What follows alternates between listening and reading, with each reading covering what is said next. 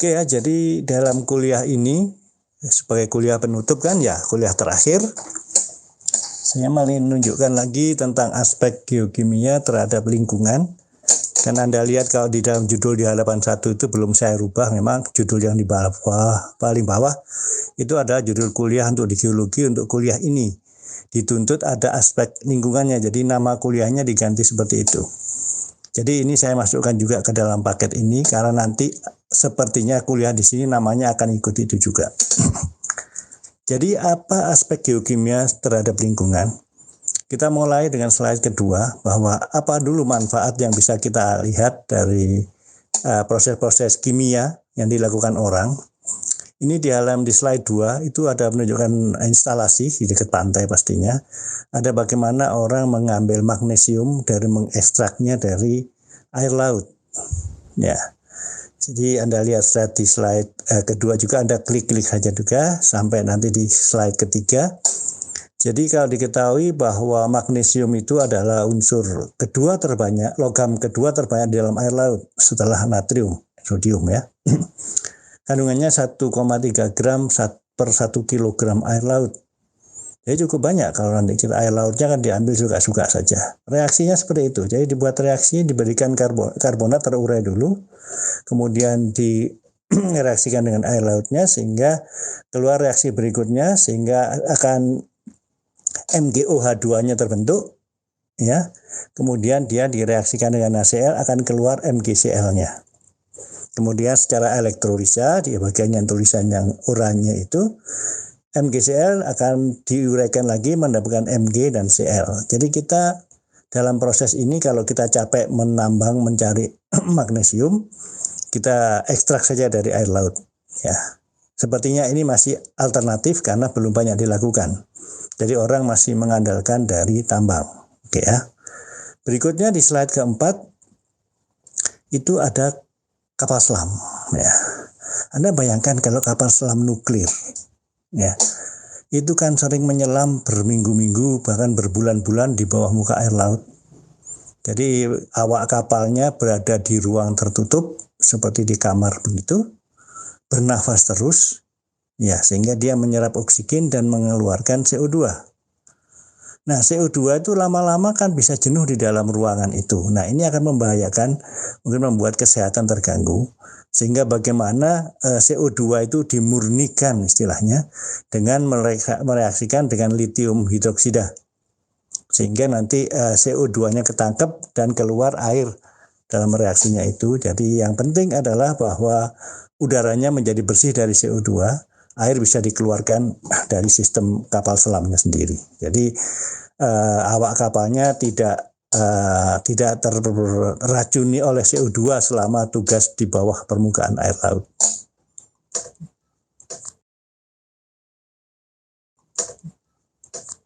Di slide nomor 5 kita melihat adanya gambaran aktivitas vulkanik dan geotermal. Jadi sistemnya sama saja, tinggal masanya kapan. Ternyata aktivitas-aktivitas itu memancarkan sejumlah materi, terutama gas, ke atmosfer. Ya, jadi ada aktivitas itu yang memproduksi gas. Kalau di gambar itu yang warnanya hitam itu juga ada fluida yang nanti keluarnya ke arah hot spring sana sebelah kiri dan sebagainya. Jadi ada komponen vulkanik di bawah permukaan yang diejek atau dikeluarkan ke permukaan, otomatis masuk ke atmosfer. Dan itu tergantung komposisinya apa pastinya. Ya. Oke, sebelum masuk ke sana kita lihat dulu yang nomor 6 itu adalah gas sulfur. Ya, sulfur yang keluar ke permukaan. Ini kebetulan kandungannya sangat tinggi di Gunung Ijen sehingga ditambang oleh rakyat itu. Anda lihat bahwa sulfurnya dari gas sublimasi menjadi padatan belerang yang ditambang penduduk untuk berbagai keperluan. Ya, di slide 7 ditunjukkan bahwa belerangnya dibawa, ditampung, dipakai untuk keperluan kehidupan manusia, bisa untuk obat-obatan, kosmetik dan sebagainya. Ya. Dalam hal lain di bawah permukaan air, prosesnya juga sama di slide 8 itu. Kita lihat adanya pancaran gas yang lebih kelihatan karena bereaksi dengan air. Kalau di permukaan mungkin tidak terlalu kelihatan. karena langsung dengan udara tidak bereaksi banyak. Dengan air bereaksi memberikan kolom-kolom berwarna gelap yang disebut sebagai black smoke, ya, yang menghasilkan namanya black smokers, ya, biasanya di bawah permukaan air, dan itu menghasilkan panas juga, jadi membuat lingkungannya berbeda. Berbeda dalam hal positif seperti hal ini, di situ temperaturnya adaptatif untuk organisme dan banyak nutrisi sehingga organisme bisa hidup di sekitar lingkungan keluarnya asap-asap hitam tadi. Di slide 9 Anda lihat itu judulnya Boiling of Hydrothermal Fluids. Jadi maksudnya adalah larutan hidrotermal dari bawah kan, membawa itu larutan logam biasanya akan mencapai pada titik di mana dia akan mendidih. Kok bisa mendidih, Pak? Iya, ternyata mendidih itu tidak harus selalu dengan penambahan temperatur, tapi dengan pengurangan temperatur juga menyebabkan adanya perubahan fasa dari cair ke uap yang namanya mendidih kan. Nah, tapi di dalam proses itu ternyata yaitu tadi gasnya keluar, uapnya ada air, ada CO2, ada H2S dan sebagainya, mempengaruhi pH di dalam larutan sisanya, meningkatkan tingkat oksidasi. Kemudian karena sebagian besar menguap, seperti logamnya, seperti emas, adularia, kalsi tidak ikut menguap, jadi dia akan mengendap. Jadi di daerah boiling point tadi Anda lihat reaksinya di slide 10, itu ada AuHS2- dengan H2 plus menghasilkan emasnya terendapkan sebagai padatan yang kita jumpai entah dalam urat-urat atau dalam asosiasi dengan yang lain. Jadi dalam boiling point itu di mana ada fase mendidih, uapnya keluar, padatan tertinggal. Jadi kalau padatannya emas, emasnya akan tertinggal di situ sebagai jebakan-jebakan yang tentunya bernilai ekonomis. Di slide 11 kita lihat kalau sebagian uap tadi atau sebagian emas tadi ada yang terbawa ke permukaan, maka akan ditambang oleh penduduk, biasanya oleh masyarakat, bukan perusahaan tambang. Atau maksud saya bukan uapnya yang keluar. Jadi ada bagian-bagian tadi yang terendapkan tadi, kalau tersingkap akan dicari penduduk. Kalau dia di dekat tempat air, maka dia akan disemprot dengan air, dijadikan lumpur begitu, kandungan emas atau batuan yang mengandung emas tadi. Batuan di sini adalah alterasi yang pastinya tidak keras, agak lunak begitu. Dilarutkan dengan air, terus kemudian diberi alas hijau seperti gambar di gambar 11. Ya, kemudian ditampung dan hasil yang ada di hijau itu dicuci, hasil cuciannya didulang. Diharapkan ada emas yang tersangkut di situ. Ya. Oke, jadi mau dipisahkan gitu. Nah, didulang, diayak terus sehingga tertinggal logam-logamnya atau logam beratnya, yang ringan-ringan yang berupa tanah atau lempung dipisahkan. Kemudian digunakan air raksa, terus saja ikut di slide 12. Digunakan air raksa di 13. Nah, itu yang agak berbahaya. Karena air raksa harusnya tidak boleh kena dengan kita. Air raksa mudah menguap, mudah terhisap oleh kita. Dalam proses itu air raksa akan mengikat emas dan perak. Ya, dari 13 berikutnya itu Anda lihat dituangkan begitu. Biasanya kemudian dibungkus dengan kain parasit begitu. Ya. Kemudian diperas sehingga yang selain asosiasi emas perak di dalam Hg tadi, Hg-nya di dalam kainnya, emasnya kebalik, Hg-nya keluar, emasnya tertinggal di dalam saringan tadi. Diperas gitu, masuk ini kayak sapu tangan gitu, tapi dari bahan seperti parasit gitu. Peras gitu, Hg-nya keluar, emasnya tertinggal. Nah, yang repot adalah harusnya ini tidak boleh kena tangan. Tidak boleh kena tubuh, karena kalau kena tubuh akan membentuk metil Hg yang mempengaruhi kelenjar-kelenjar tertentu di dalam tubuh. Itu nantinya akan berpengaruh pada jangka panjang dan juga pada keturunan. Biasanya akan menghasilkan anak-anak yang Down syndrome atau yang kelainan fisik. Ya. Jadi biasanya kalau penduduknya diingatkan, Pak, itu kan berbahaya. Ya sekarang nggak apa-apa, Pak, kan paling nggak nanti, paling nggak anak istri saya makan. Ya itulah yang ada di kita ya. Nah, repotnya membuat foto ini saya di situ. Ya, mudah-mudahan saja uap baginya lagi bertiup ke arah lain, nggak ke saya. Ya, doakan sehatlah, kita sama-sama sehat lah ya. Kalau ada pertanyaan, silahkan langsung saja ya, bisa melalui suara atau Anda ketik. Ya, Anda bisa bolak-balik dulu untuk lebih memahami sebelum saya bergerak lebih lanjut. Oke, selanjutnya di slide 15, kita lihat adanya aliran air yang warnanya tidak bening. Ya. Sebenarnya bening kalau Anda lihat di sisinya kayu sebelah kanan itu, terlihat dasarnya kelihatan. Jadi dia bening tapi memberikan warna coklat yang tidak seperti biasanya. Ya. Kalau di Kalimantan, terutama Kalimantan, Sumatera saya kurang tahu, itu airnya juga bening kemerahan begini, tapi bening. Jadi bukan karena sesuatu dari tambang dari tanah, tapi karena sifat-sifat akar tanamannya yang memberi warna merah. Bening kalau diambil di gayung bening. Tapi kalau yang ini beda. Anda lihat juga di halaman slide 16 itu di dalam proses pengolahan hasil tambang biasanya ada metode floating, diantaranya adalah metode yang lain lah pokoknya.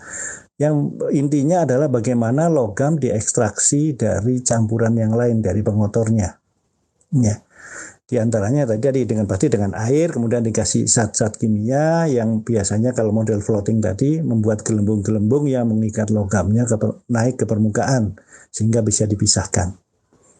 Nah, sekarang bayangkan saja kalau misalkan untuk memisahkan emas atau tembaga, yang katakan emas lah katakanlah. Dia katakanlah kandungannya 5 gram per ton. Dari 1 ton batuan hanya diambil 5 gram. Melalui proses dilarutkan seperti ini. Sisanya harus dibuang. Dari 1 ton tadi cuma diambil 5 gram, sisanya dibuang.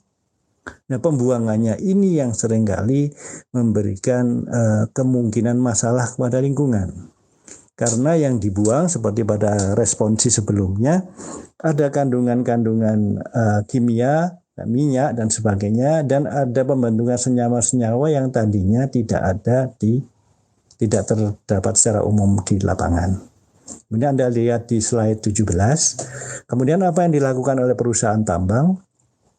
Mereka membuat kolam-kolam penampungan dengan membuat bendungan-bendungan misalkan. Itu contohnya di Filipina.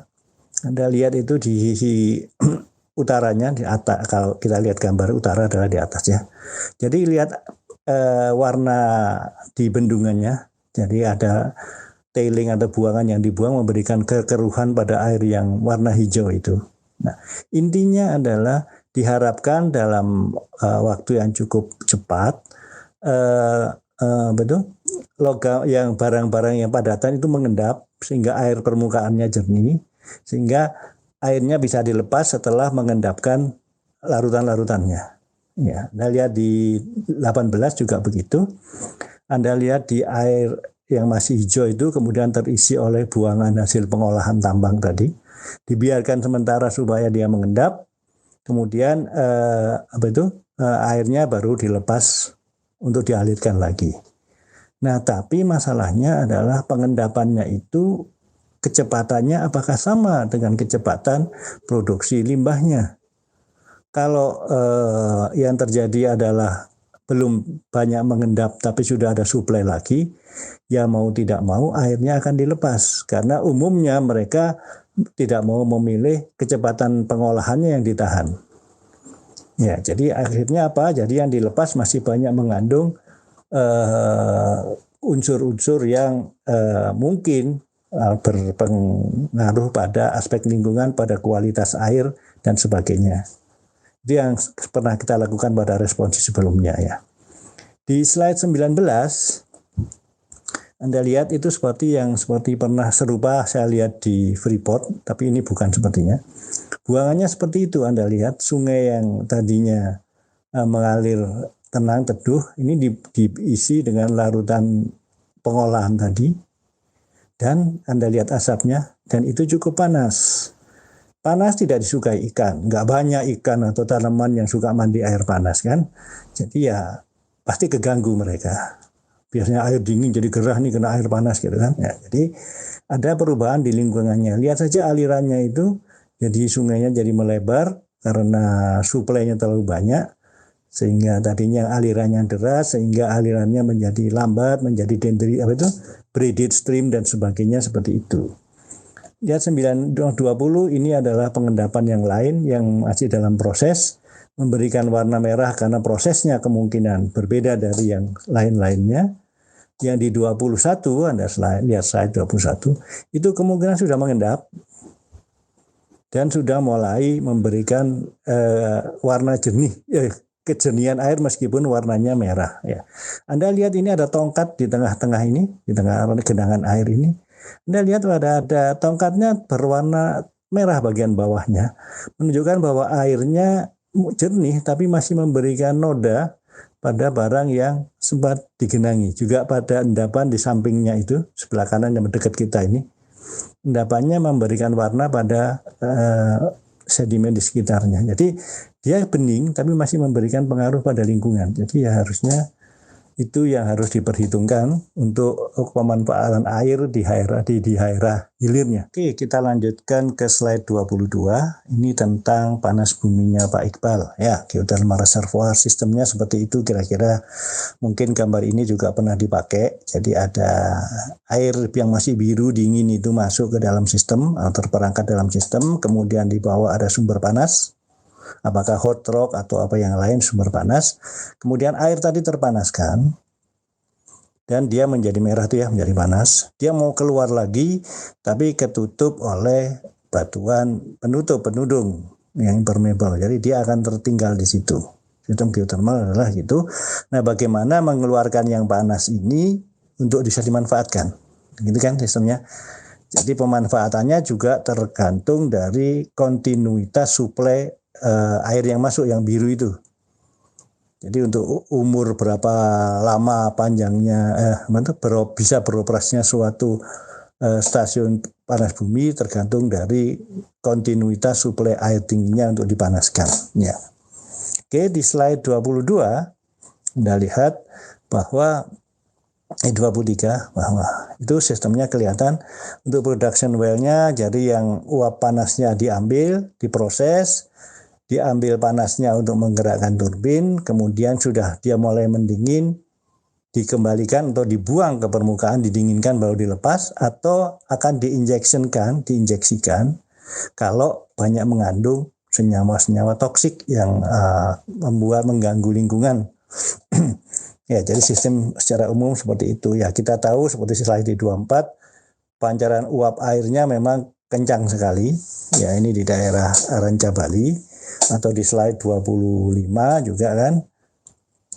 Ya, jadi ini yang kelihatan airnya. Tapi pastinya bersama air tadi ada juga hal-hal yang lain yang ikut dipancarkan. Yang kemudian coba kita lihat di emisi gas di slide 26. Kita lihat gambarannya itu bahwa yang dikeluarkan di gambar itu yang kelihatan putih-putih adalah uap air. Tapi bersama uap air ada juga yang kandungan-kandungan yang lain yang tidak selalu kelihatan seperti uap air, yang kadang-kadang kalau kandungannya berlebih mengganggu juga pada lingkungan atau pada aktivitas orang yang ada di situ. Di 27 itu ada bacaannya. Emisi gas, ya, salah satu dari banyak efek dari eksploitasi geotermal adalah emisi gas yang dikeluarkan bersama uap air. Ya, jadi selain uap H2O juga ada yang lain, yaitu yang utama adalah greenhouse gases, CO2, CH4, dan sulfur. Sulfur dikeluarkan dalam bentuk H2S. Selanjutnya, 28. Nah, H2S ini secara umum ya baunya seperti telur ceplok itu ya, atau kalau Anda suka main ke Tangkuban Perahu atau Puncak Gunung biasanya banyak aroma seperti itu, atau kalau ada teman Anda yang melepaskan gas itu diam-diam itu ya, kentut itu bisa memiliki bau tidak sedap ya. Itu silent but deadly, nggak bunyi tapi bikin panik banyak orang. Itu kalau yang kentut itu ya. Kadang-kadang kandungannya tidak terasa, tidak akan banyak mengganggu orang. Jadi mungkin ya mengganggu sedikit seperti Anda ke Gunung Tangkuban Perahu, tapi dalam beberapa waktu sudah bisa netral kembali, tubuh kita masih bisa mengatasinya. Ya. Tetapi masalahnya kalau Anda di situ terus, seperti misalkan Anda di suatu ruangan tanpa ventilasi atau ventilasinya buruk dan ada gas H2S, ya lama-lama keganggu juga. Ya. Coba Anda perhatikan kalau Anda main ke sumber air panas, berendam atau apa, pasti ada peringatan. Setiap 15 menit agar keluar dulu. Atau jangan berendam lebih dari 15 menit di ruang tertutup. Kalau di kolam renangnya mungkin tidak ada batasan itu. Tapi kalau Anda di ruang tertutup, di bak gitu berendam, biasanya peringatan itu ada karena Anda sudah mulai merasa pusing-pusing.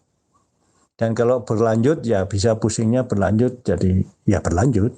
Nah, lebih lanjut lagi lebih parah ya. Nah, di slide 29 itu secara teoritis H2S dapat beroksidasi menghasilkan SO2.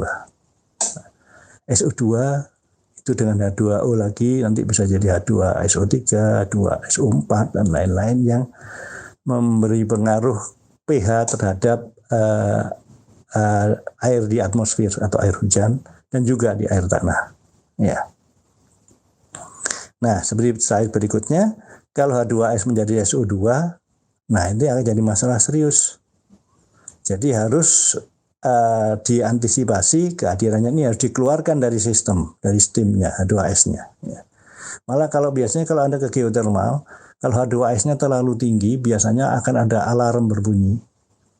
Dan karena H2S lebih berat dari udara, biasanya dia turun ke arah lebih rendah. Jadi kalau ada sirine, ada alarm bahaya H2S, pelariannya adalah ke tempat yang lebih tinggi. Kalau Anda nggak segera tinggi, Anda keracunan, Anda terbangnya tinggi lagi nanti ke akhirat. Nah, ya. Oke, di slide 30. Emisinya biasanya berdampak lokal. Iya, pada zona-zona karena segera ternetralisir oleh atmosfer atau udara yang sebagai reservoir besar. Ya.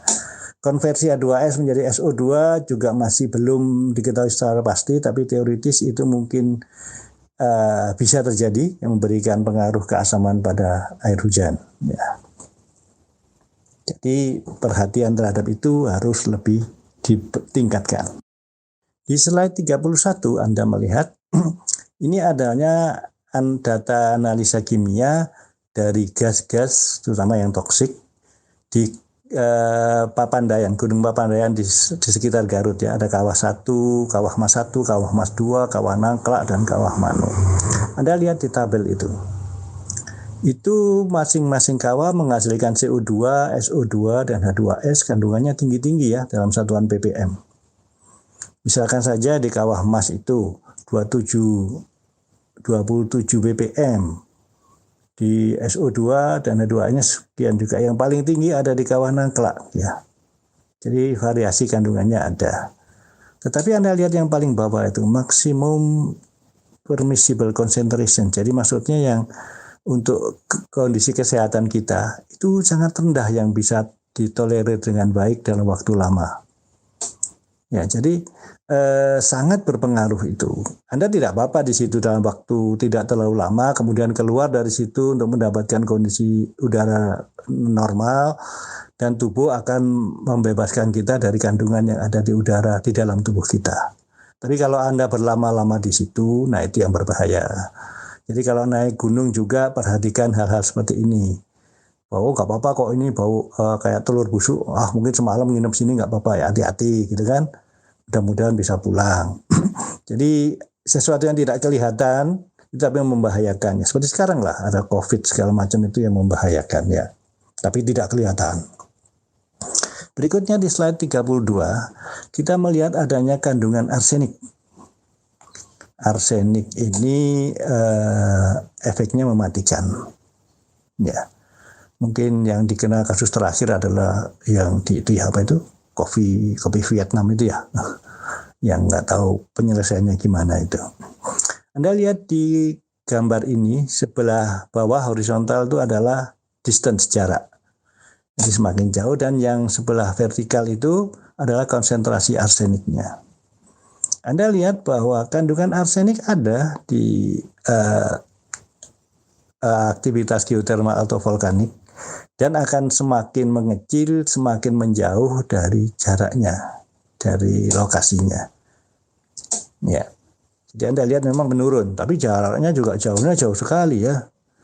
Cuman untungnya arsenik ini cepat teroksidasi sehingga tidak banyak berpengaruh di air, tapi kalau di udara, kebalikannya, kalau di udara, di air dia lebih lama. Makanya ini gambaran ini adalah konten arsenik konten di geothermal water ya. Jadi ada itu, jadi kandungannya ada cukup tinggi sampai seperti itu. Tapi yang penting adalah semakin jauh dari sumbernya, dia akan semakin turun. Dan penurunannya juga variatif, tergantung dari kondisi air itu melalui daerah yang bagaimana. Pastinya juga keasaman akan berpengaruh. Oke. Nah, di slide 33 Anda lihat itu adalah tahun di horizontalnya 75, 76, 77, yang sebelah kiri vertikal itu temperatur, sebelah kanan itu ada kandungan karbonat, bikarbonat, yang saya beri warna hijau itu. Anda lihat kenaikan temperatur pada grafik itu seiring dengan kenaikan intensitas gempa yang titik-titik itu. Dan bikarbonat juga terpengaruh sedikit. Jadi aktivitas kemunculan bikarbonat dalam ini, konsentrasi kita di situ, terpengaruh juga dengan aktivitas vulkanisme di situ. Kalau ada getaran temperatur naik diiringi dengan getaran gempanya, dia naik. Pada saat dia meletus, eruption itu ada di kanan bawah itu, gasnya juga yang terlepaskan mengikuti aktivitas itu. Jadi sepertinya getaran gempanya memberikan efek pada percepatan keluarnya gas. Mungkin seperti kasusnya Anda mengocok Coca-Cola, botol Coca-Cola ya. Dikocok itu kan ada gempa ini, getar-getar gitu, kan buka jos gitu. Ya, kira-kira begitu. Ini contoh di Gunung Usu di Jepang sepertinya. Oke, kita lanjut di slide 34. Ini ada kasus pelepasan CO2 ke atmosfer yang terjadi di Kamerun. Ada Danau Nyos namanya ya. Di gambar sebelah kiri itu adalah gambaran Danau Nyos dalam keadaan biasa saja, tidak apa-apa. Tapi sebelah kanan itu dalam kondisi setelah dia mengeluarkan CO2 dari dasarnya, sehingga karena membawa komponen dari dasar laut, dasar danau ke permukaan, sehingga membuat seperti teraduk gitu jadi keruh. Untuk diketahui Danau Nyos ini adalah danau kawah. Jadi dia ada di puncak suatu perbukitan begitu. Dia bekas dari kawah gunung api tapi ternyata masih aktif. Di slide 35 Anda lihat bahwa aktivitas penduduk memanfaatkan air danau ya seperti di Indonesia. Cuci-cuci, tamasya, renang-renang, MCK, dan lain-lain ya. Bahkan juga menggembalakan ternak di sekitar situ, karena Kamerun juga bukan daerah yang banyak air, sehingga adanya air menarik masyarakat dan kegiatannya untuk memanfaatkan air yang ada. Nah, kemudian Anda lihat ini pernyataan di nomor 36, slide 36. Jadi ada pelepasan CO2 yang tertekan di bagian bawah. Jadi airnya itu bisa berlapis-lapis, mengandung CO2-nya, kandungan CO2-nya itu ke arah bawah semakin tinggi kandungannya, sehingga seperti terkompres begitu. Pelepasannya itu bisa membunuh manusia dan ternak di sekitar danau. Jadi kasusnya seperti saya katakan tadi, seperti botol Coca-Cola yang Anda kocok, kemudian Anda buka jos gitu kan. Kalau Anda diamkan, CO2 di dalam Coca-Colanya tidak apa-apa, dia terlarut dengan baik. Tapi ketika dikocok, digetar-getarkan tadi seperti gunung Uwa tadi, dia jadi bisa lepas. Jadi antisipasinya gimana? Ya kalau kita berkepentingan danau itu dan banyak penduduknya, ya harus mengurangi CO2 yang tertekan tadi dengan memompanya keluar. Ini kasusnya yang di Gunung Nyos, di Danau Nyos ini, slide 37. Banyak faktor ya. Jadi bisa karena airnya dingin gitu ya. kemudian sungai-sungai masuk ke dalam situ. Jadi ini yang menyebabkan gangguan di bawahnya. Jadi kalau di slide di atasnya itu, gambar di atasnya itu air dingin di bagian bawah, yang di atas lebih hangat, yang di bawah ini yang bisa membawa larutan-larutan mengendap di situ atau disebut hipolimnion, hipolimnion ya. Jadi gangguan bisa terjadi karena pemanasan permukaan sehingga semakin panasnya semakin ke arah bawah, itu mengganggu keseimbangan yang di bawah, atau air sungai yang masuk banyak sekali sehingga masuk menyentuh ke lapisan dalam, atau adanya longsoran-longsoran batuan seperti sisi sebelah kanan itu yang akan menjadi faktor pengocok dari ketenangan dasar danau yang mengandung gas tadi. Oke, slide 38 kita lihat.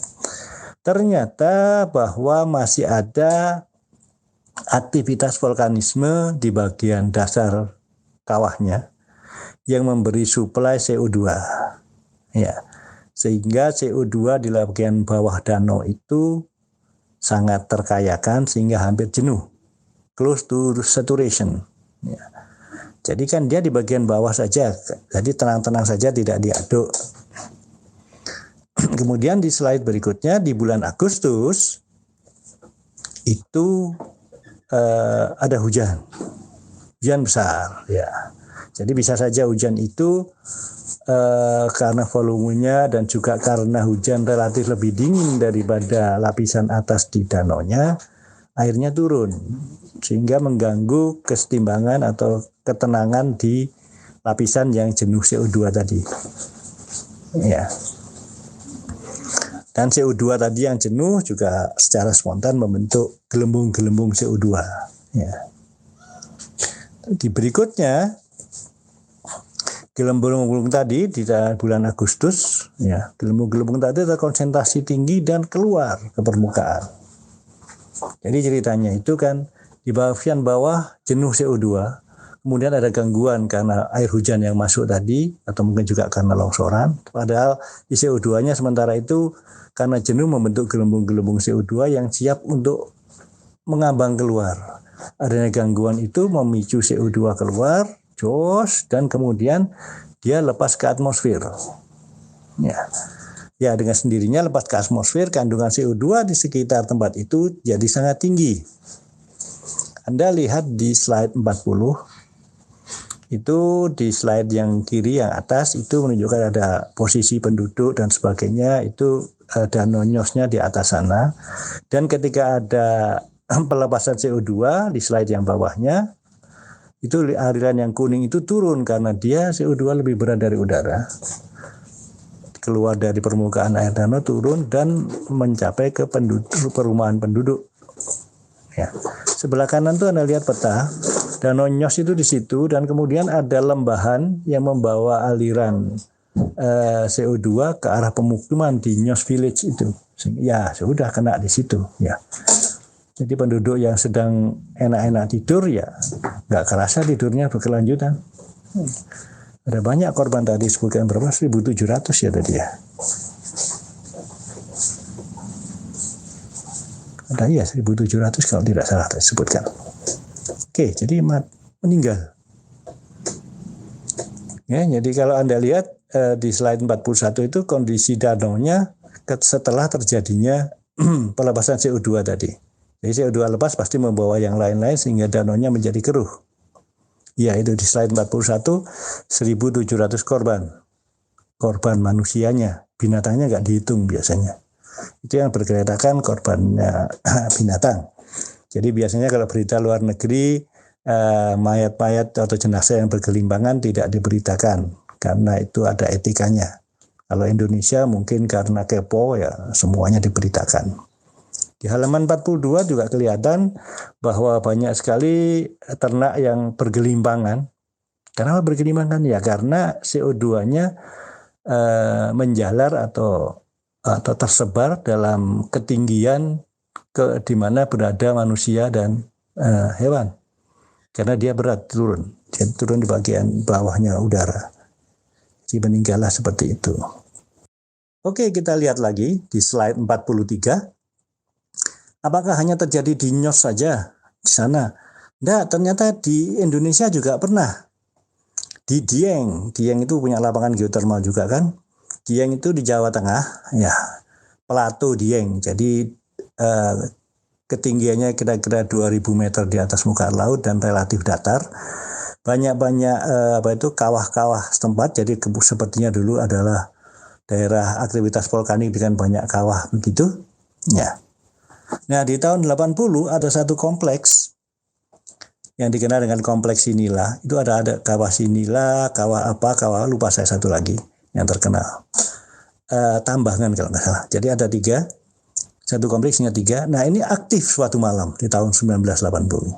Si kawah Sinila ini memperlihatkan gejala yang menggelegak airnya dan sebagainya, seperti contoh kawah Sinila yang seperti itu, tidak terlalu besar, ya. Tapi kawah yang satu kompleks dengan dia itu ternyata tidak terlihat menggelegak, tapi diam-diam mengeluarkan gas. Gasnya tadi H2S dan CO2. Ya.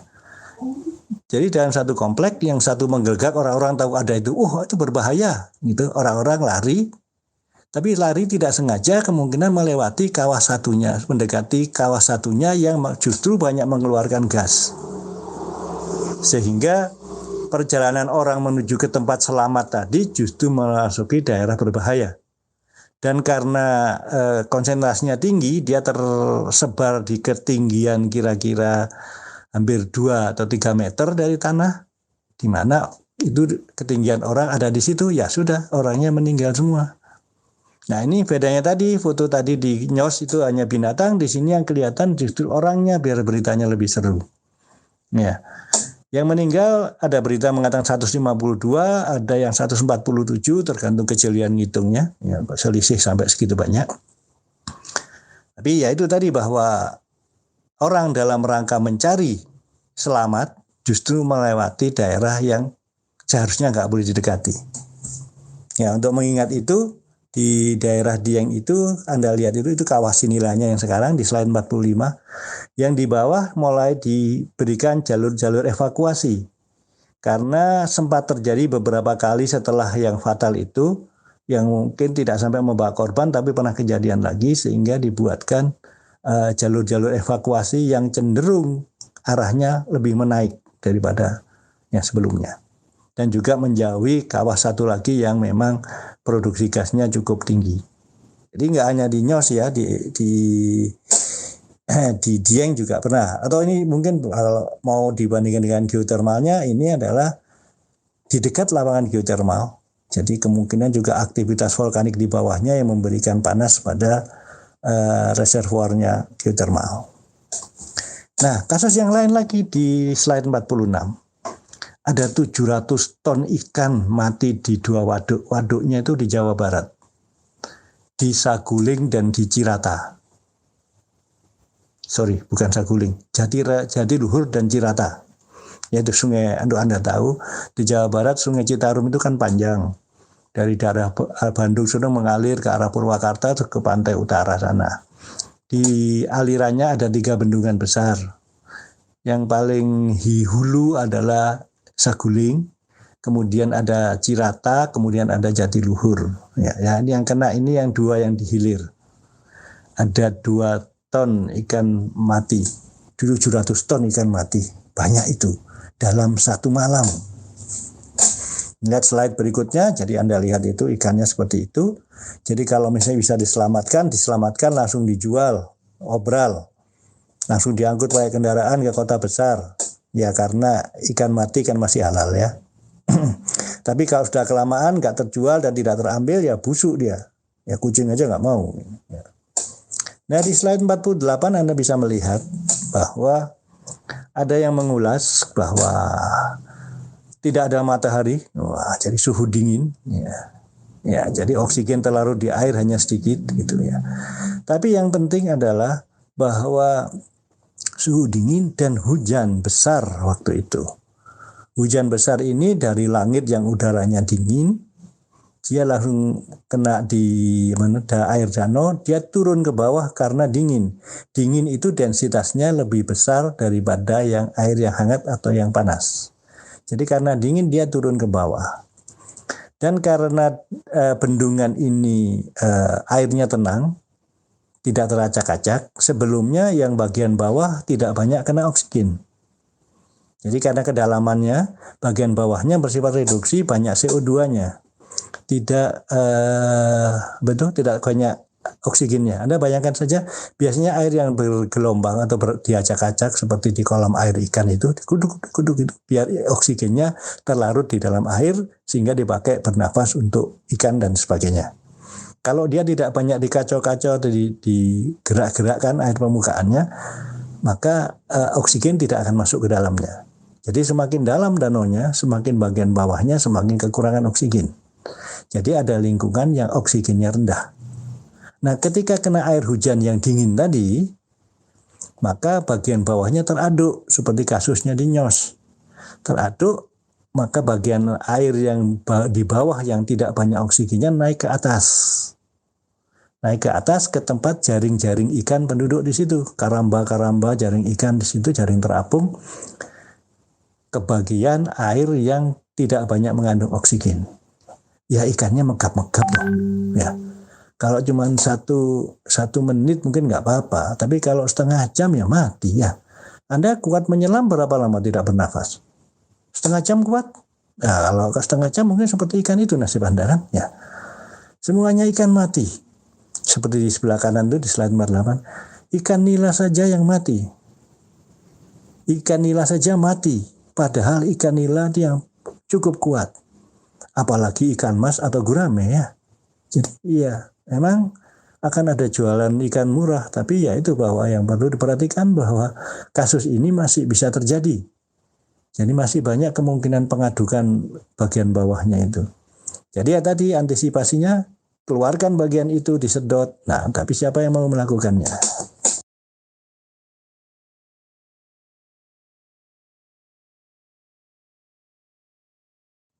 Oke, kita lanjut ke berikutnya, slide 49.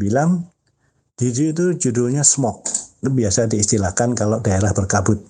Smog itu gabungan dari smoke dan fog. Jadi maksudnya adalah kabut ditambah dengan asap. Ya. Jadi gambarannya seperti itu.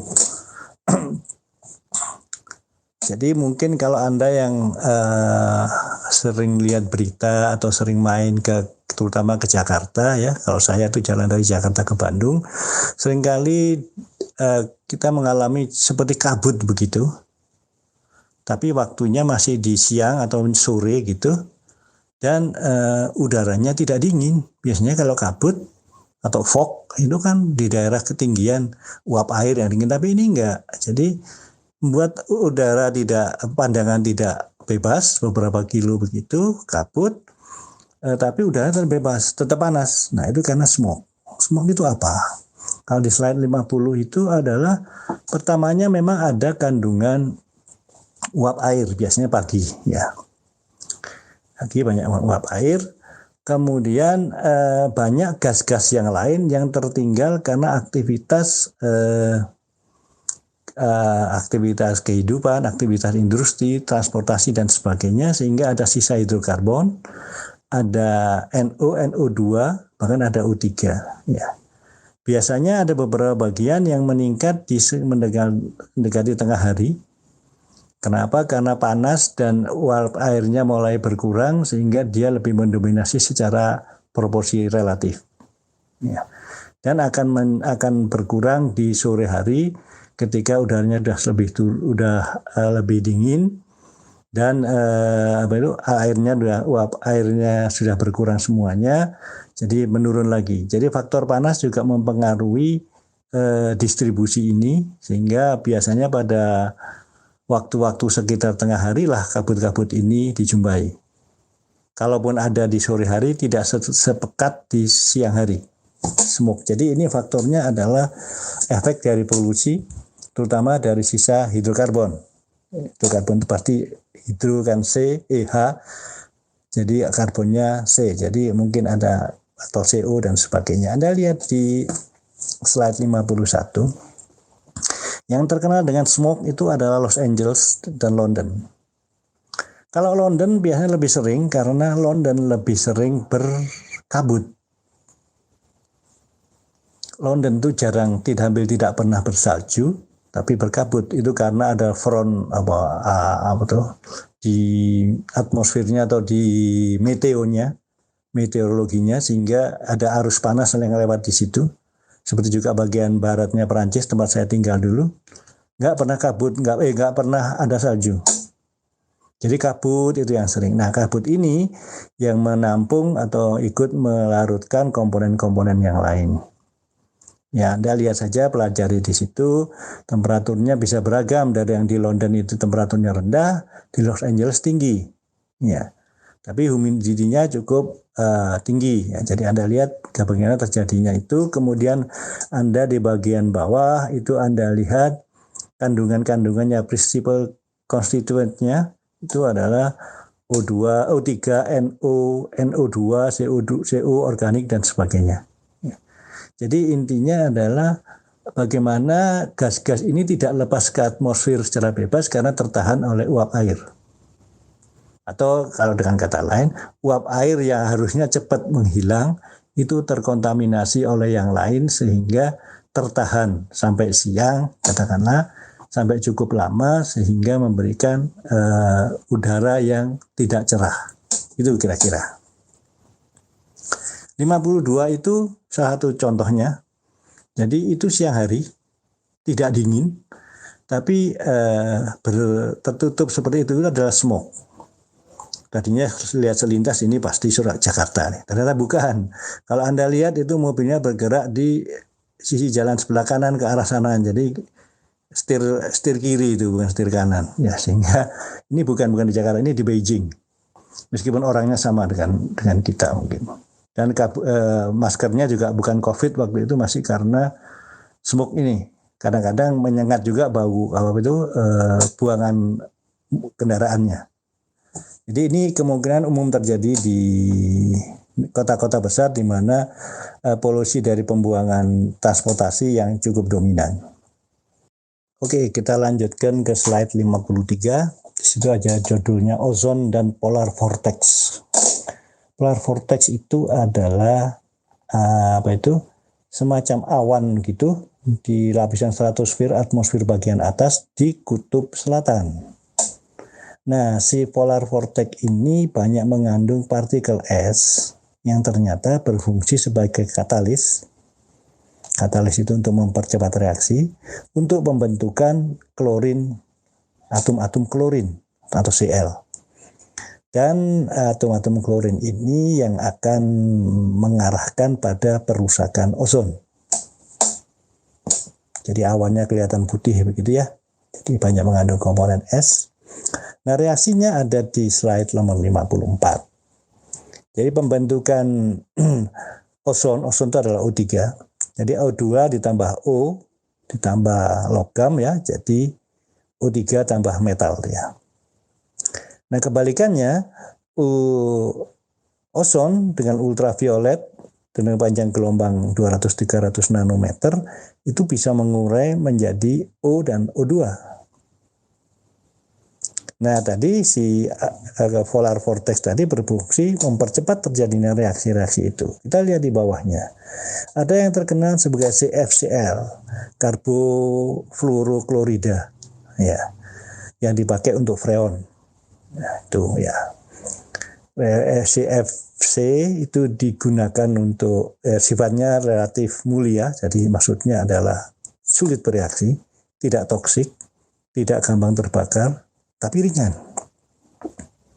Ya, dipakai sebagai pendingin pada AC, ya, air in refrigerator, dan di AC dan di kulkas. Refrigerator itu kulkas. Untuk membentuk foam dan aerosol. Nah, aerosol biasanya Anda membuat parfum atau obat nyamuk ces itu pakai dia. Karena dia ringan dan bisa membawa larutan yang disediakan situ sebagai kebawa keluar, dipencet jos gitu ya. Nah, ternyata si CFCl3 itu bisa terurai menjadi CFCl2 ditambah klorida. Kasus yang sama untuk nitrogen, NO dan NO2. Ya. Jadi kalau di dalam polar vortex tadi, karbofluoroklorida diuraikan untuk mengeluar sehingga bisa keluar Cl-nya atau NO-nya. Jadi kalau lihat reaksi di bawahnya, Cl klorida ini dengan ozon akan membuat ozonnya O3 berubah menjadi O2 karena O-nya diambil Cl klorida. Begitu buah di bawahnya, ya, sehingga akan terbentuk ClO yang banyak, tapi ozonnya berubah jadi oksigen biasa. Demikian dengan kehadiran NO. Jadi secara umum reaksinya, overall reaction-nya O3 ditambah O2 jadi O2. Jadi prosesnya adalah ada penguraian O3 dari stratosfer untuk menjadi O2. Atau dengan kata lain, ozonnya rusak, destruction of ozone. Karena ozonnya berubah jadi O2. Efeknya apa? Efeknya Anda lihat di ini data masih lama sampai tahun 2000 bahwa ada variasi pembentukan lubang-lubang itu. Jadi yang ungu itu yang bolong, yang warna lainnya yang dalam rangka menuju bolong. Ya. Jadi ada variasi bahwa ada ozon yang relatif semakin luas ungunya dibandingkan katakanlah 1980 dibanding 2000 ya. Jadi ada ozon yang rusak di stratosfer tadi. Tapi yang aneh adalah ini adalah di posisi kutub selatan. Nah ini tugas atau tolong Anda pikirkan, kalau di bumi ini negara industri itu kebanyakan di utaranya Khatulistiwa, Eropa, Amerika, dan sebagainya. Yang di sebelah selatannya ada Afrika, Indonesia, ada Argentina, ada pokoknya yang Peru dan sebagainya itu, Brasilia. Kalah industrinya dengan yang bagian utara. Tetapi yang bagian utara yang kemungkinan menghasilkan karbofluoroklorida atau NO itu di bagian utara, tapi kok malah efeknya di selatan. Ya. Nah ini tolong dipikirkan kenapa. Berikutnya itu adalah gambaran. Ya. Jadi kalau O3-nya turun, kalau ClO-nya naik, ClO ini nanti akan menangkap oksigen dari CO3-nya, maka akan terjadi ClO naik, ozonnya turun, dan sebaliknya. Ya, jadi kehadiran karbofluoroklorida berpengaruh pada kehadiran ClO yang mengurangi jumlah ozon. Di slide 57 Anda lihat juga masih ada gambar orang menulis ya, save the ozone layer. Ya, oke. Himbauannya bagus, tapi bahwa metode yang dia lakukan dengan melakukan penyemprotannya itu melepaskan karbofluoroklorida tadi.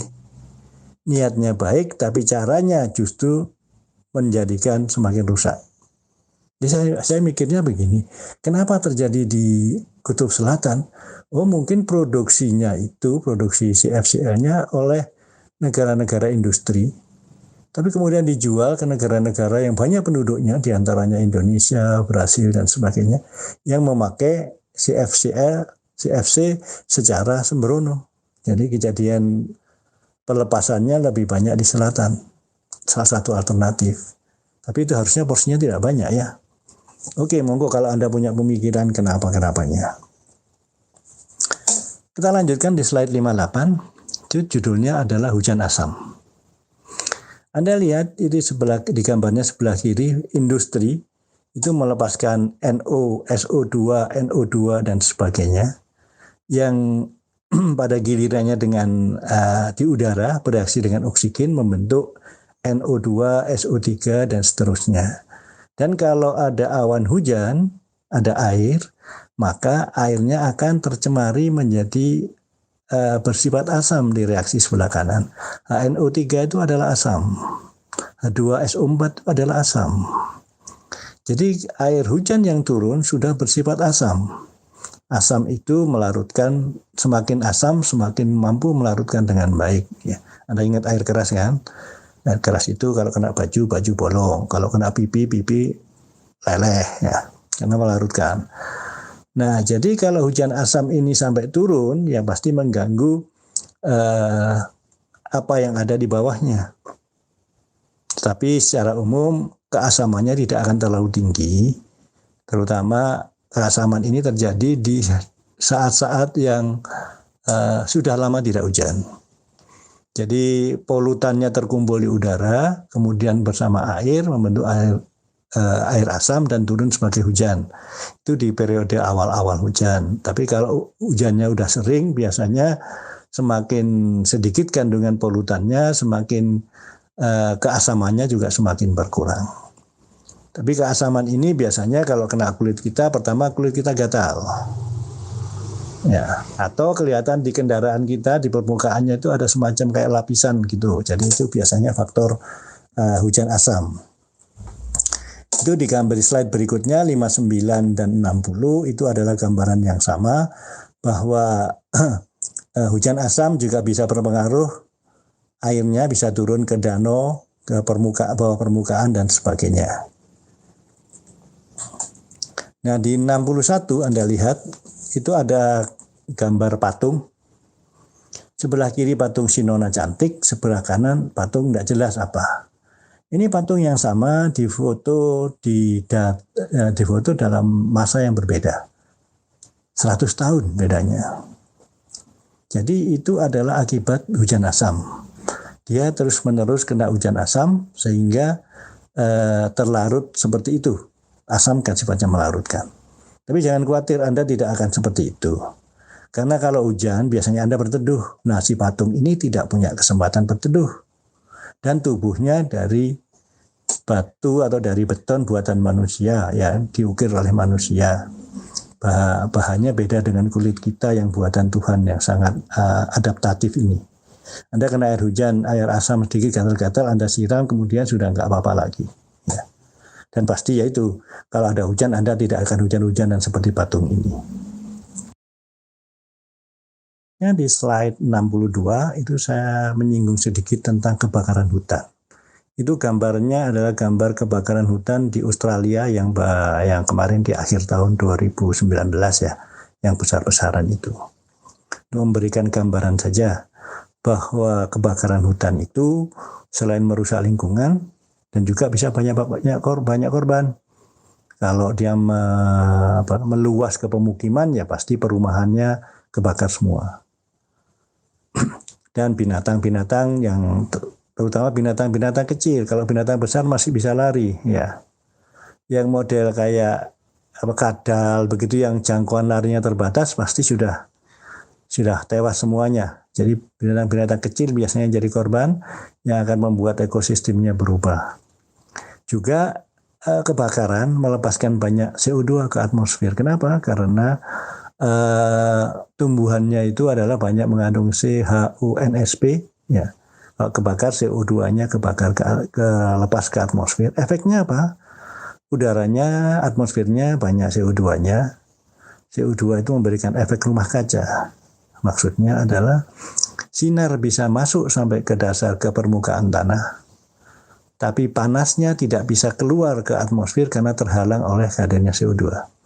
Jadi kita seperti di dalam rumah kaca itu loh, di daerah yang berempat musim. Kalau musim dingin dia pengen nanam tomat begitu, dia bikin rumah-rumahan dari kaca sehingga sinar matahari masuk, tapi panasnya nggak bisa keluar lagi sehingga ruangan di dalam situ panas, cocok untuk tanaman yang diinginkan tadi.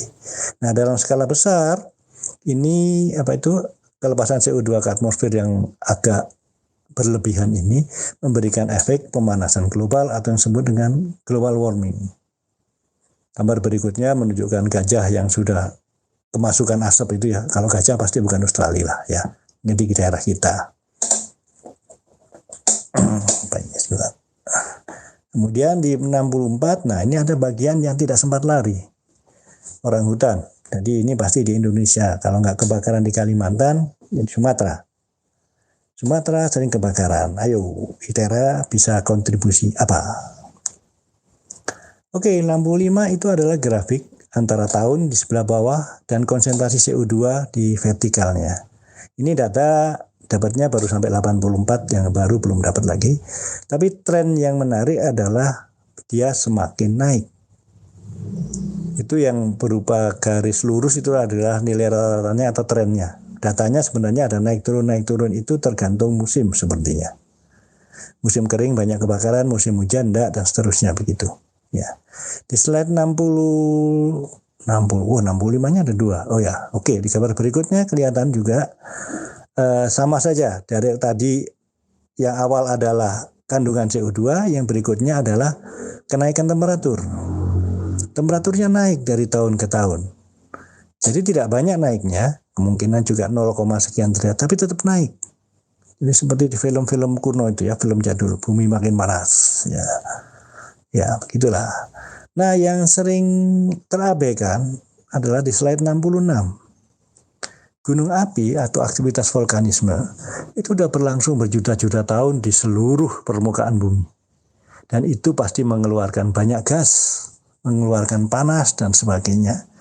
Tapi ya jarang disinggung sebagai penyebab global warming. Mungkin kalau tidak ada industri dan ada sebagainya itu mungkin dianggap proporsional akan netral kembali. Atau karena dulu nggak banyak orang sehingga tidak terlalu terasa.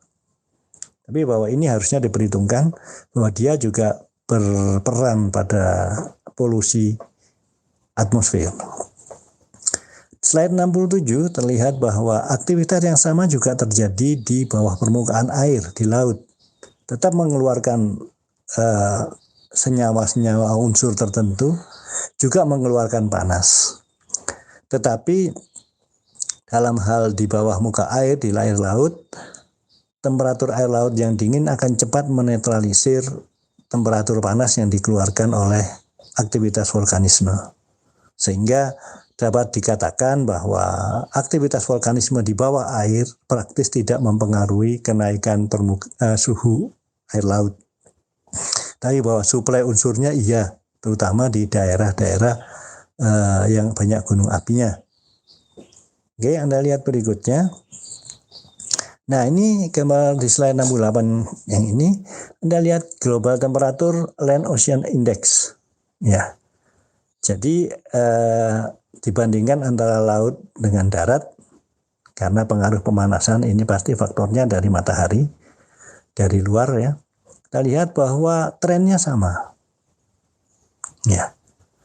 Jadi kalau yang tren yang merah itu rata-rata 5 tahunan ya. Jadi sama, jadi intinya adalah temperatur naik di air laut atau di darat.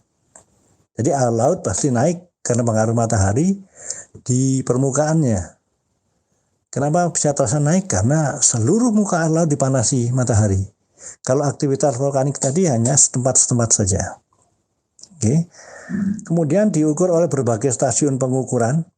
Itu di slide 69. Banyak organisasi atau proyek-proyek melakukan penelitian, semuanya trennya sama. Ada kenaikan temperatur dari 1900 sampai 2021 sampai 2050. Jadi kita masih di sekitar 2020. Jadi masih di dekat-dekat, nggak terlalu jauh, masih tengah-tengah, tapi kita akan berhadapan dengan yang semakin tinggi itu. Apa antisipasi kita? Ya. Oke, hal yang lain, ada juga faktor yang mempengaruhi global warming. Di slide 70 sebelah kiri itu adalah penghasilan listrik. Listrik itu menghasilkan panas. Kalau di Indonesia mungkin untuk AC. Ya. Pendingin. Kalau Anda mendinginkan kamar Anda yang luasnya 10 meter kubik misalkan ya, volumenya, temperaturnya dari temperatur luar 32 Anda turunkan menjadi temperatur 18 ya. 20 32 18 itu berapa derajat? 14 derajat Anda turunkan. Nah, 20 lah, 32 sampai ke 20 ya, 12 derajat Anda turunkan.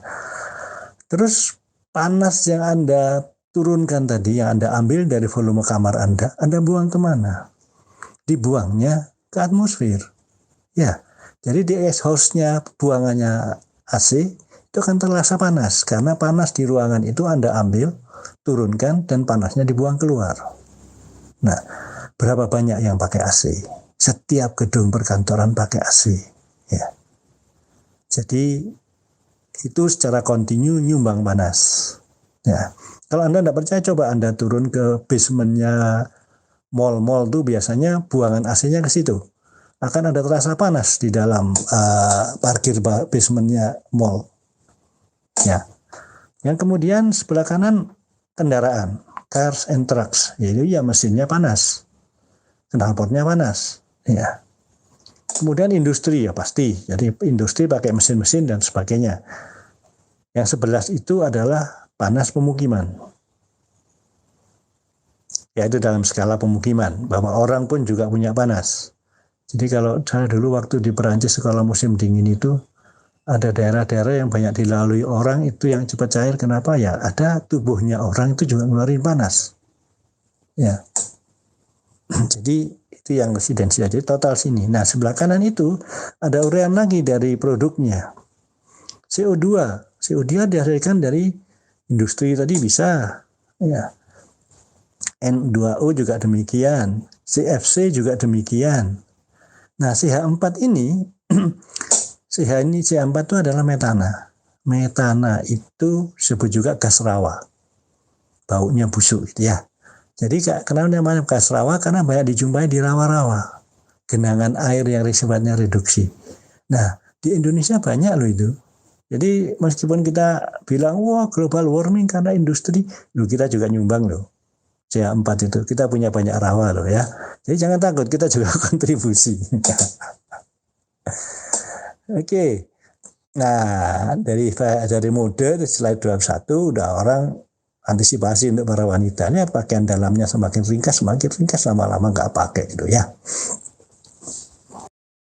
Di slide 72 itu iseng saja. Kemarin saya dan Pak Ferry dan Pak Edi Sucipta mengajukan usulan penelitian dan dapat. Ya, jadi kita ke Mamuju, Sulawesi Barat. Mamuju itu ibu kota Sulawesi Barat. Karena ada data sebelumnya yang mengatakan bahwa ada radiasi alamiah dari kandungan unsur radioaktif. Dari data bimbingan S2 saya, ada memang kandungan uranium dan thorium yang cukup tinggi di beberapa batuan di daerah sana. Kemudian dari bimbingan saya S1 yang di ITSB, itu juga menunjukkan bahwa radiasinya cukup tinggi untuk keluar sehingga banyak orang yang terpapar radiasi itu selama bertahun-tahun. Nah, batuan yang mengandung unsur radioaktif yang banyak itu batuannya adalah breksi piroklastik. Jadi saya ke sana ngambil batuannya, kemudian mengambil data dari penduduk yang sekitar keberadaan batuan tersebut, bagaimana kondisi kesehatannya. Ya. Nah, yang menariknya adalah batuan breksi piroklastik ini juga sebagai reservoir air karena piroklastiknya porositasnya bagus. 3 dari sejumlah PDAM, perusahaan daerah air minum, yang mensuplai air untuk ibu kota Sulawesi Barat, itu dari breksi ini. Jadi kalau dengan kata lain, breksi ini mengandung uranium dan thorium, kemudian sebagai penyimpan air, dan airnya dipakai untuk kebutuhan sehari-hari masyarakat sekitarnya. Jadi mulai kebayang polanya ya. Cuman masalahnya adalah gangguan kesehatan karena radiasi alamiah radioaktif ini tidak terlalu kelihatan mencolok untuk jangka pendek. Dia akan terasa kalau jangka panjang. Nah, jadinya kita mencari data kesehatan ke kantor dinas kesehatan, ke puskesmas, atau langsung tanya jawab kepada penduduk. Cuman ya ternyata tidak gampang mencari data itu, terutama ke penduduk. Karena kalau kita nggak terlalu akrab, kita baru datang tanya gitu ya mereka jawab seadanya. Seperti Anda lah ditanya, Anda pernah diare? Ya pernah lah. Kapan, berapa lama? Wah ya nggak ingat. Ya, pasti gitu kan.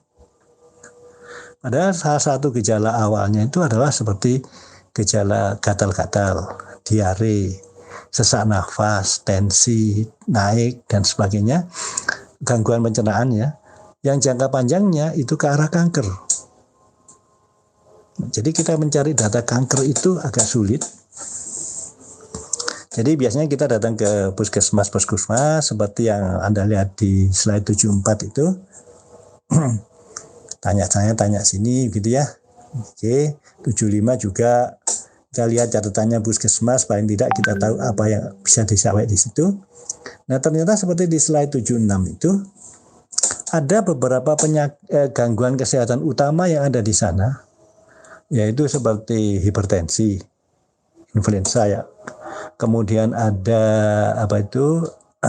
ISPA, sesak nafas, gastritis itu yang gangguan di kulit kayaknya, kemudian ada diare dan sebagainya.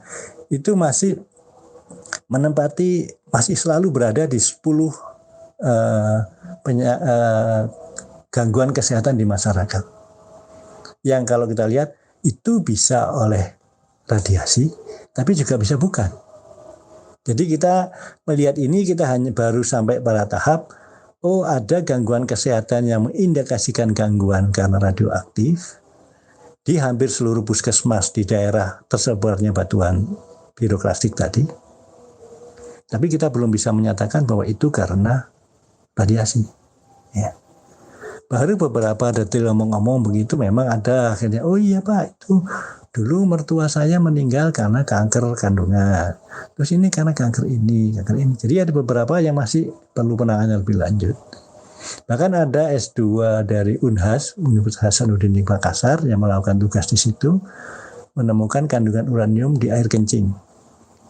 Ya, itu berarti cuma numpang lewat, ya, atau ada sebagian terserap. Jadi kalau mau mungkin kita akan lebih lanjut meneliti di kandungan yang ada di badan orang. Mungkin di rambutnya, mungkin di darahnya, mungkin di giginya dan sebagainya. Tapi itu perlu effort besar dan pasti meresahkan masyarakat. Jadi belum kita lakukan. Hal serupa pernah dilakukan juga di Gorontalo oleh peneliti Jepang, termasuk Pak Edi Sucipta itu. Karena di Gorontalo itu ada penambangan rakyat yang memakai Hg, merkuri, yang tidak jauh dari kota Gorontalo.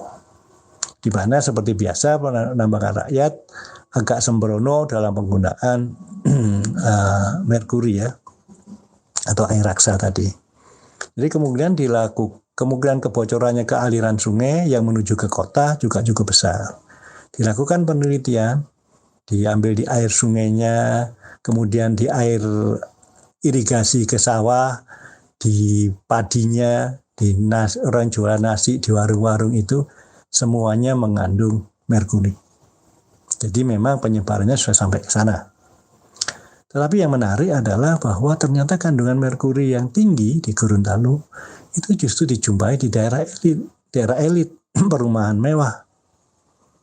Ya, kayaknya agak tidak mungkin kalau tadinya yang beras yang terkontaminasi dibeli mereka kok jadi lebih tinggi di pemukiman itu. Usut punya usut, ternyata banyak penduduk di situ yang memakai pemutih wajah produksi dari Cina yang dibeli secara ilegal, maksudnya adalah beli ke luar negeri, kemudian lolos masuk tidak melalui pemeriksaan dari Indonesia, jadi dari Direktorat POM ya, obat dan makanan itu. Jadi tidak ketahuan bahwa merkurinya tinggi, dan merkuri ini pakai dan sisanya terbuang di lingkungan orang-orang kaya. Kenapa hanya orang kaya? Karena harganya mahal. Untuk analisis saja juga agak keberatan kan waktu itu, karena belinya minimal 2 juta satu pemutih tadi. Ya, jadi ini beberapa aspek saja bahwa kita bisa berkembang ke arah sana, karena sekarang orang yang sudah semakin maju menginginkan lingkungan yang lebih bersih. Kemarin juga ada kan berita tentang radiasi di sekitar Serpong, itu juga belum diteliti lebih lanjut lagi. Di slide 77 saya gambarkan adanya pandemi COVID-19. Ya, COVID-19 ini tersebar di seluruh dunia dengan penyebaran yang cepat meskipun gejalanya biasa saja. Ya. Jadi karena kemudian dunia membatasi penyebaran COVID ini dengan melakukan lockdown, maka transportasi, industri, pertambangan, kemudian pariwisata, perdagangan semuanya berkurang atau terhenti. Kan terhenti akibatnya apa? Akibatnya ya polusi-polusi akibat kegiatan tadi berkurang. Di slide 78 Anda bisa melihat gambarannya saja bahwa ya alam melakukan self recovery, pemulihan sendiri. Karena dengan berkurangnya polusi tadi, lingkungan jadi lebih bagus. Ya, tapi kalau Anda lihat di slide ini juga, kalaupun masih sudah cerah begini, kita masih diharuskan pakai masker, masih belum bebas. Kita masih mengharapkan meskipun alamnya sudah self recovery lebih bagus, lingkungannya juga bebas dari memakai masker seperti biasa, seperti terlihat di 9 itu. Slide 79 bisa lihat sepedahan, bisa nilpun, bisa tanpa pakai sama diributkan masker. Ya, oke, semoga ini berjalan terus, semakin membaik, alamnya baik, dan kita juga bisa hidup dengan tidak terkungkung oleh musuh yang tidak kelihatan ini. Semoga segera teratasi, kita hidup kembali biasa-biasa saja, kita bisa ketemu seperti biasa. Ya, oke, jadi itu materi kuliah terakhir yang diberikan di sini. Mudah-mudahan memberi masukan. Kalau ada pertanyaan silakan saja, meskipun jam kuliahnya sudah berakhir. Mohon maaf atas segala kesalahan selama ini. Dan ada hal-hal yang tidak menyenangkan, tingkah, kelakuan, atau apa saja, mohon dimaafkan. Ya. Tentang ujian, pastinya akan ada pengumuman jadwal dari ITERA. Nanti Pak Iqbal yang akan mengumumkan semuanya. Ujiannya sementara adalah ya terpaksa buka buku karena kita nggak bisa ngawasin Anda. Ya, tapi bentuknya bagaimana nanti saya bicarakan dengan Pak Iqbal dan yang lain-lain. Oke, begitu dulu kuliah kali ini. Terima kasih banyak. Assalamualaikum warahmatullahi wabarakatuh.